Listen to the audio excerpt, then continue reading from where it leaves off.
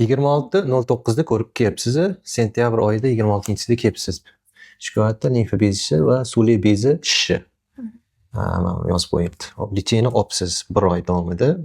Qayta ko'rikka keldingiz. Qanchalik bolada o'zgarish bo'ldi o'g'lingizda? 2 yoshdan oshibdi bola. O'g'lim ko'p kasal bo'lardi, ko'p shamollardi, tomog'i ko'p og'riydi, burni bitardi, og'zidan nafas olardi.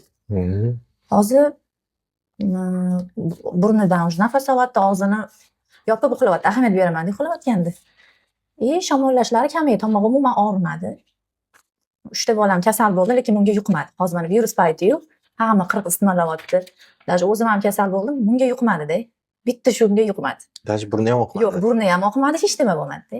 O'zi hayron qoldi. O'zi birinchi shunga yuqardi. Birinchi tomog'i og'riydi.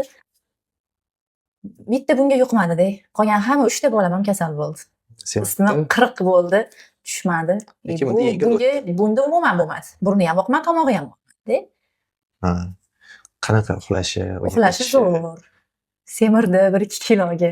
Ishtahalarga kirdi. Ishtahalar yaxshi, hammasi yaxshi. Bundan oldin boshqa doktorlarga ham borganmisiz? Ko'p joyga borganmiz. Qancha bo'ldi bunaqa muammo borligiga? Shu tug'ilgandan og'izdan nafas olardi, chaqaloqlikdan. Ko'p tomoq og'riydi. Hammasi qolib ketdi. Qoldi. O'zingizda ham tekshirdik, uni tekshiribsiz, tekshirib olib kelibsiz, do'y posli.